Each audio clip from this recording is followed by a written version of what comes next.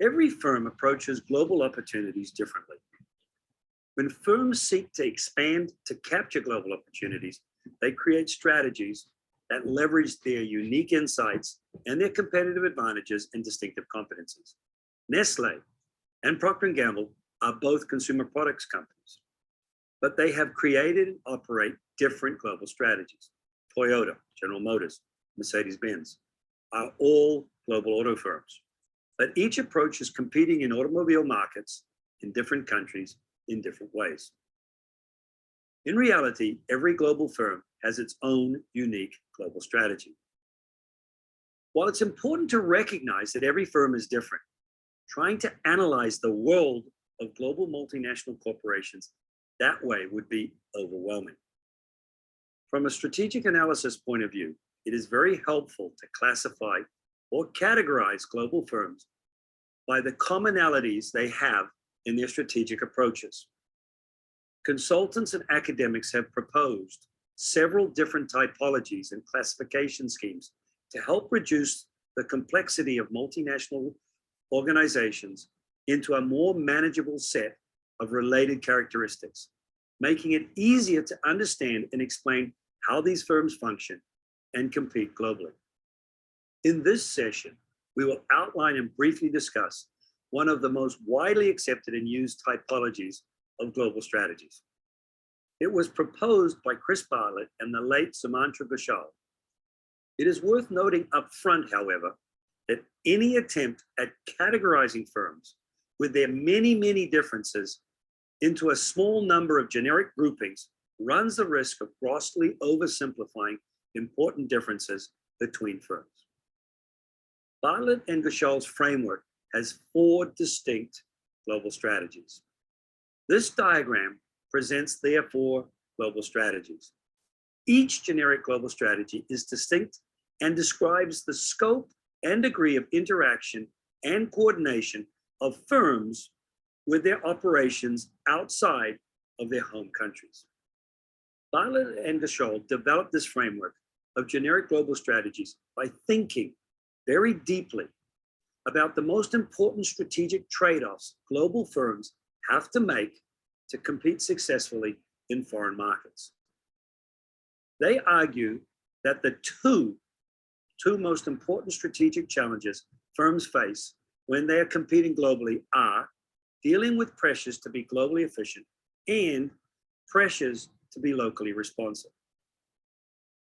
In some product markets, there are real imperatives to be low cost. Buyers want low prices.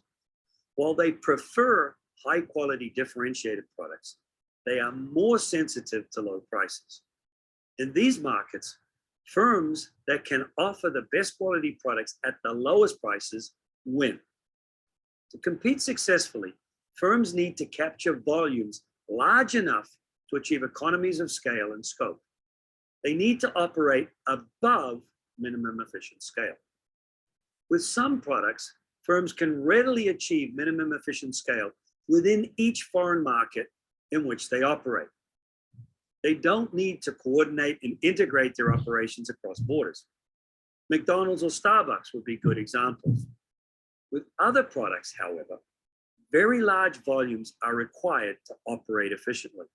To achieve minimum efficient scale, firms have to combine or aggregate demand across multiple countries. The investment costs in building plants or acquiring needed machinery are very high, resulting in very high break-even points. In these markets, firms face intense pressures to be globally efficient. Manufacturing car engines or construction and mining machinery are good examples. Electronic products, laptops, smartphones are also examples of products that have high minimum efficient scale break-even points. When pressures for global efficiency are high, firms must think strategically about where to locate manufacturing plants, R&D centers, and distribution hubs. They have to think very carefully about coordinating and integrating the activities of different business units in different countries. Many firms will manufacture in a single location and ship products to distribution centers and retailers globally. Others will have a few production facilities that are carefully coordinated to achieve low-cost operations. For example, some activities may be done in one country and others performed in other countries. These decisions are often determined by technical know-how, costs of wages and salaries, and productivity levels. On the vertical continuum in the framework, Bartlett and Gashel separate firms into those that can operate efficiently and successfully within individual markets from those that, in order to be successful, must operate in carefully coordinated ways across multiple foreign markets. In some product markets, there are real imperatives to customize and localize products and operations. Strong cultural norms and religious differences require firms to change their products. McDonald's can't sell beef Big Macs in India. Pork products will not sell in Muslim countries. Similarly, different governments have different regulations and requirements. Banks face very different financial operating requirements in different countries. Similarly, pharmaceutical firms and medical device providers must receive approval from regulatory agencies before they can sell their products. Income levels dictate buying behavior. In many emerging economies, global CPG firms have to reformulate and repackage their products in order to be successful. When pressures to be locally responsive are very high, firms have to develop country-specific products and strategies. In a very real way, these global business units require high degrees of autonomy from the home office. Local managers have to sense and predict the behaviors of consumers in their specific markets. In the framework, the horizontal continuum runs from standardized products and market approaches to highly customized and localized products and strategies. As pressures to be locally responsive increase, firms need to increasingly adapt their home country strategies to foreign markets. It is important to note, however, that some firms take a very different approach to the need to adapt to local market differences. They take what is called a market transformation approach. These firms, and McDonald's is a good example, decide to enter foreign markets that have very strong differences with an idea that they're going to change customers in the foreign market to accept their products. McDonald's has taken a very standardized approach around the world. They make only minor changes to their products and menus and operations. Basically, they're saying to customers, try our product as we offer it.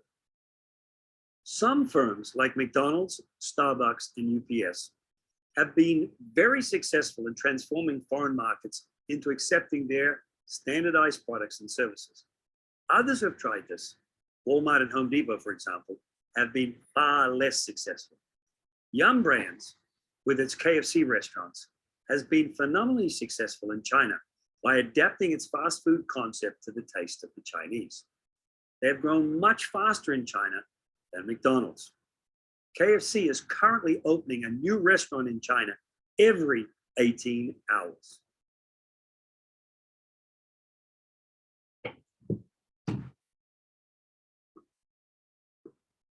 So I hope you found the framework interesting. I think it's a really nice framework because it really sets up a couple of key tensions firms deal with internationally. The first tension, how much do you customize your product? Do you standardize and try to reap global economies of scale and sell one thing everywhere, like semiconductors, diamonds, things like that? You don't customize by country. Or do you tweak your product in every different country to really appeal to local taste in those areas? So think about, for your firms, for the group project, to think about, what kind of global strategy you think your firm might have. How much do you think they might customize? How much do you think they might do things in a standard way to try to get economies of scale? The other dimension is how much global, because doing things in a standardized way gives you more global coordination, but customizing things gives you that more customization of the product, gives you the ability to really localize the product in different ways. So you're trading off this ability to be more customized versus if you are more customized, probably less global coordination, or you can try and do a little bit of those both, where you're trying to be both customized and get the global efficiencies, which is that transnational approach. But I just want to say one thing. Being in the upper right, being great on both local responsiveness and global coordination sounds awesome, but it's incredibly hard to do. So you got to be really careful about that because organizationally, it is complex to try to do both of those things. If you got a product that's standardized across the world, be global. Just do high global coordination and don't be customized locally. If you've really got to be customized locally, then you may have to sacrifice some efficiencies, and that's the way it's going to be because it may be too difficult organizationally to build in the stuff you need to get to that kind of transnational approach. So I just kind of wanted you to think about these things, some food for thought as we're kind of getting here towards the end of the course. It's been fun talking about these different things. I just wanted to touch on some of the global stuff. And this is a fun one because it's just sort of fun to think about these things, to think about how firms compete when they leave their home country. What do they do? How do they change their product? How do they try to have a competitive advantage globally, not just locally? And global coordination really helps them have that kind of global advantage when you can move product around, put factories over here in low-cost places and serve everybody. But then customization is really important for other firms. We've got to tailor that product to the local market. So anyway, fun conversation. Have a great day. Can't wait to see you next Monday. Take care.